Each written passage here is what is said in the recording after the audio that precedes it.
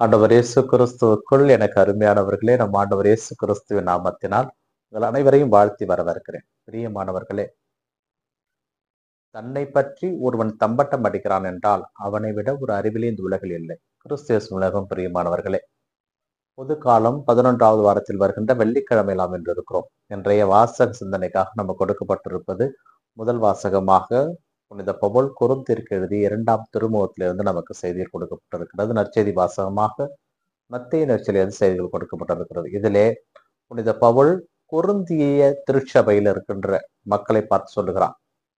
உலக பாங்கான காரியங்களை மக்கள் என்று பேசிக் கொண்டிருக்கிறார்கள். தங்களை பற்றிய தம்பட்டம் அடித்துக் கொள்கிறார்கள்.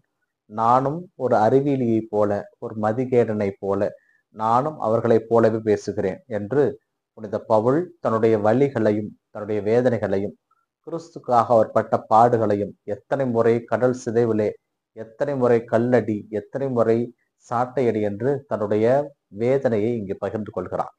இங்கே பகிர்ந்து கொள்கின்ற பொழுது அவர் முன்னாடி சொல்வது போல, நானும் உலகை சார்ந்தவர்களைப் போல பெருமை அடித்துக் கொள்கிறேன், என்னை நான் அறிவிலி என்று அவராக சொல்லுகிறார். எவன் ஒருவன் தன்னை பற்றிய தம்பட்டம் அடித்துக் கொள்கிறானோ அவன் அறிவிலிக்கு சமமாவான். இங்கே இறுதியாக புனித பவுல் சொல்லுவார், நான் பெருமை பாராட்ட விரும்பினால் எனது வலுவின்மையையே நான் பெருமை பாராட்டுவேன். ஏனென்றால் இவ்வளவு வலிகளையும் இவ்வளவு வேதனைகளையும் நான் தாங்கி கொண்டிருக்கிறேன். எனக்கு மீண்டுமாக வலு கிடையாது. ஆனால் அந்த வலு கிறிஸ்துவிடமிருந்தே வருகிறது. அந்த கிறிஸ்து எல்லாவற்றுக்கும் மேலானவர் என்கின்ற ஒரு சொல்லாடலை இங்கே அவர் பயன்படுத்துகிறார். கிறிஸ்து சொல்லுங்க. பிரியமானவர்களே, நற்செய்தி வாசகத்திலும் இதே வார்த்தைகள் நமக்கு கொடுக்கப்பட்டிருக்கிறது.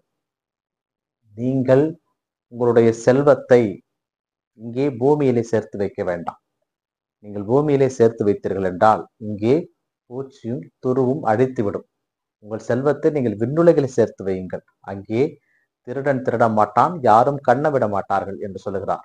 அத்தோடு இயேசு கிறிஸ்து இன்னொன்றை சொல்லுகிறார், செல்வம் எங்கே இருக்கிறதோ உங்கள் எண்ணமும் அங்கே இருக்கும். அதனால் உங்கள் செல்வத்தை நீங்கள் விண்ணுலகிலே சேர்த்து வையுங்கள். நீங்கள் சேர்க்கின்ற செல்வம் என்னவாக இருக்க வேண்டும் என்றால், மற்றவர்களுக்கு உதவி செய்தல், ஏழை எளியவரை தேவையானவற்றை செய்தல், எல்லாரையும் நம்முடைய மக்களாக நம்புவது, எல்லாரையும் ஏற்றுக்கொள்வது, ஏற்றத்தாழ்வுகள் காணாமல் இருப்பது, தேவையில் இருப்போருக்கு தேடி சென்று உதவுவது, பட்டினி கிடப்போருக்கு உணவு கொடுப்பது, கஷ்டத்தில் இருப்போருக்கு கடவுளை நாம் அறிவிப்பது, இப்படி இறைவனுக்கு உரிய எல்லா வேலைகளையும் செய்வதுதான் நம் செல்வத்தை விண்ணுலகிலே சேர்த்து வைப்பது.